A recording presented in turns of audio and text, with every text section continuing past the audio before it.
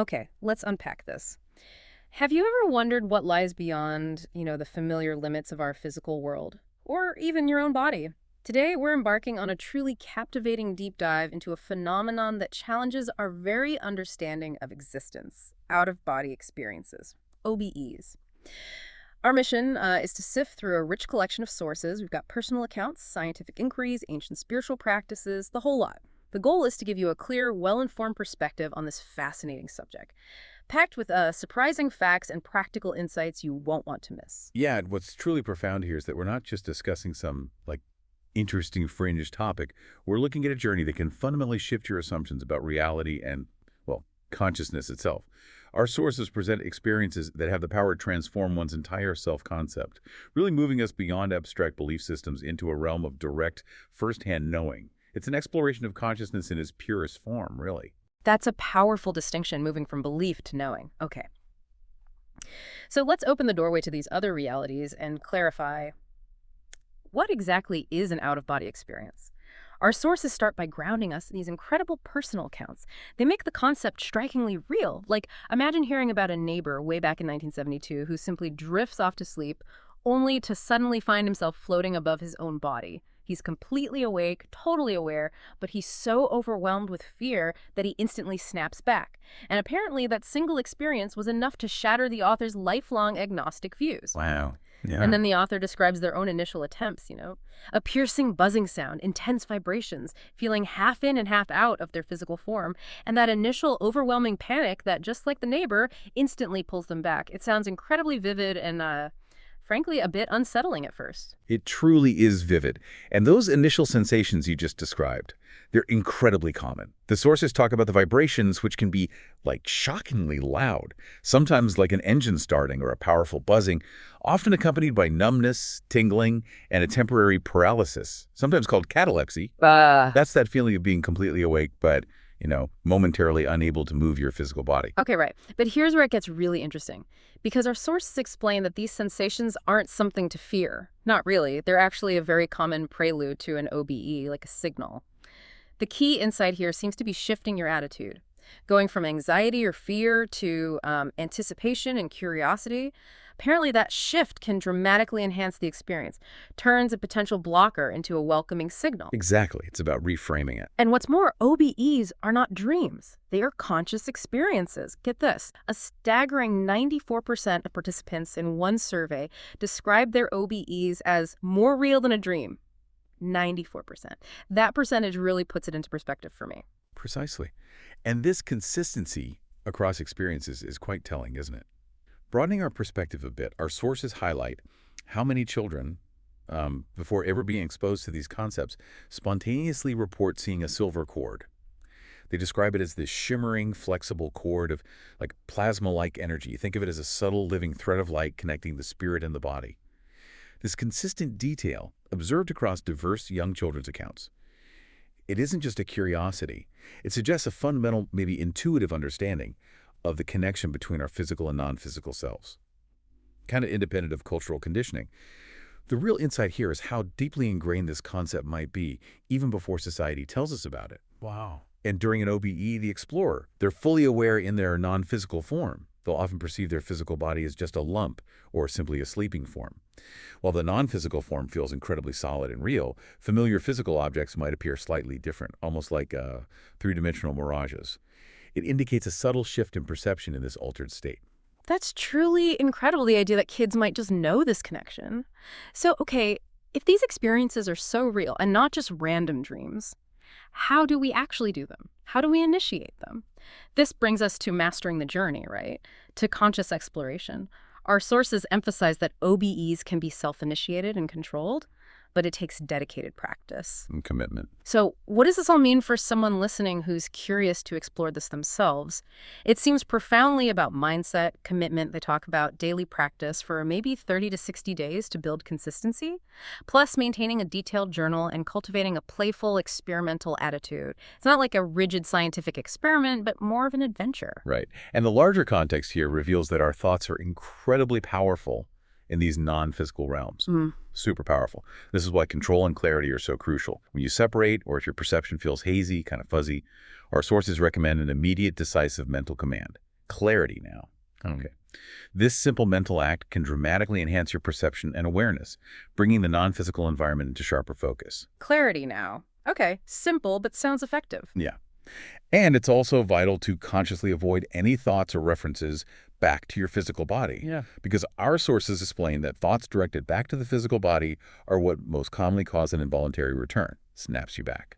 And those sounds people report, the buzzing, humming, roaring, maybe even gunshot-like noises, these are actually inner signals. They often indicate that your awareness has already shifted. It's a sign you're progressing, not, a problem to overcome. That's a crucial reframe. Realizing those sounds are signals, not something wrong. That totally shifts the paradigm. So now that we understand how to interpret these preludes and maybe even initiate the experience, let's explore the incredible scope of what you can actually discover. Once you're out in these expanded states of consciousness, our sources paint this vast picture of what's possible, starting with encountering different realities. These are often formed by collective group consciousness, like imagine stepping into what feels like a church on the astral plane, filled with a singing congregation. The author recounts this, and in this particular instance, the pastor actually stopped his sermon and got agitated by the author's presence. It just shows how a personal presence can profoundly impact these thought-responsive realities. It does. And what's fascinating here is the realization that heaven isn't a single monolithic place. Not according to these accounts. It's more like many thought-responsive collective realities, each shaped by the beliefs and expectations of the groups that inhabit them. Our sources categorize these energy environments into basically three primary types. You've got consensus realities, which are group-created, like those varying concepts of heaven across different religions. Shared spaces, sort of. Then there are non-consensus realities. These are highly unstable and responsive to individual thoughts, often molded by your subconscious for personal development, like confronting a giant sloth that might represent your deepest fears, for A example. giant sloth, okay. Yeah, symbolic stuff. And third, there are natural realities. These are more akin to objective, non-physical forests, oceans, landscapes that exist independently. So just to recap, consensus realities are shared mental constructs. Non-consensus are deeply personal, reflecting your subconscious. And natural realities are more like objective environments, but non-physical. Even the concept of hell can be a self-created reality, based on unresolved attachments and unaddressed issues. We see examples like a man perpetually stuck at a bar, or a hoarder woman surrounded by an endless manifestation of her junk. Wow, the idea that our own unresolved issues can manifest like that, it's quite sobering, isn't it? But the possibilities for positive exploration seem endless, too. You can communicate with deceased loved ones, apparently. Ask questions, get direct answers. One compelling account describes meeting a deceased uncle who appeared vibrant and in the prime of his life, like in his late 20s. This raises a huge question for all of us, right? What if we didn't need to depend on secondhand info from psychics or belief systems? What if we could verify these connections ourselves?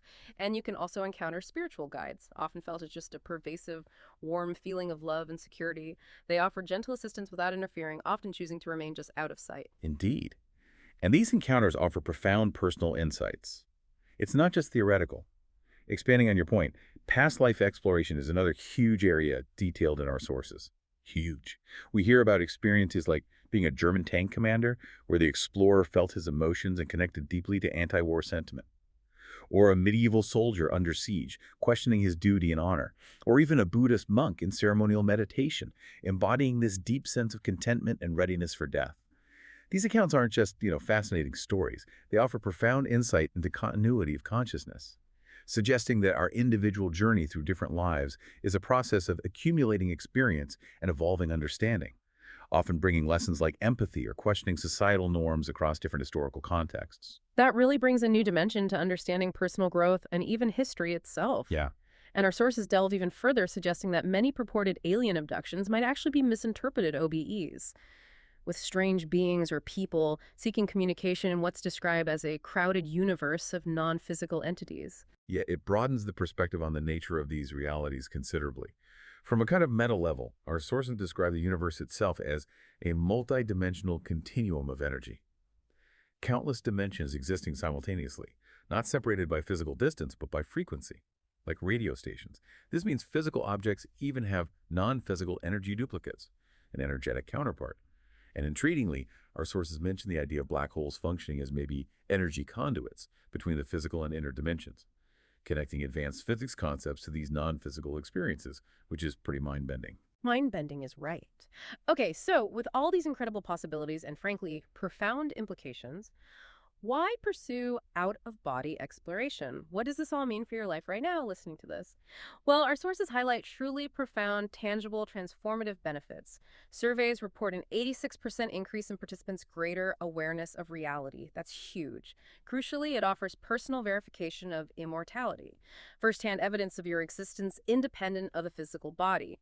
It accelerates personal development and spiritual growth. You can directly confront fears, dissolve energetic blocks, even resolve what some call karma by consciously demanding the removal of fears, limits, and blocks within these non-physical states. This exploration allows us potentially to go beyond all belief systems and finally obtain the answers we seek directly, instead of relying on external dogma. Hmm, exactly. And this raises an important question, doesn't it? Is our current concept of evolution incomplete? Our sources explain that OBEs point to a new vision of evolution, the progressive development of conscious energy, what many call the soul, through a series of temporary biological vehicles. Birth and death, in this view, are simply entrances and exits in a much grander journey. Our addiction to matter, our intense identification with the physical body. These are presented as significant obstacles to the spiritual development. Our awareness in this context is described as being like light that can illuminate any part of the universe. Yeah. And the continuum of consciousness extends far beyond our current physical comprehension, much further. Right. Knowledge is most valuable when understood and applied. And this path offers a profound sense of knowing instead of just believing, which can lead to a deeper inner calm and actually an increased zest for living. Not detachment, but engagement from a different perspective. And beyond all these incredible personal and existential benefits, there's even potential for healing. Healing physical ailments by interacting with the body's subtle energetic blueprint, its energy substructure. Basically, the underlying energetic matrix that gives form to our physical selves. This is a practice shamans have engaged in for thousands of years, apparently. And it really emphasizes self-empowerment, gaining knowledge and healing directly rather than solely relying on external sources. Absolutely. And ultimately, the goal of this journey isn't just to see new worlds or have cool experiences. It's to truly understand what you are at your core. And this challenges us to consider if your thoughts create your reality, even in these unseen dimensions. Yeah. What reality are you creating for yourself right now, both physical and non-physical? This knowledge encourages you to embrace your innate capacity for exploration and personal growth, reminding you that the universe, and indeed your own consciousness, is far, far vaster than you might currently perceive. Wow. Thank you for joining us on this deep dive into the truly extraordinary world of out-of-body experiences. Until next time, keep exploring, keep questioning, and above all, keep an open mind to the incredible possibilities of consciousness.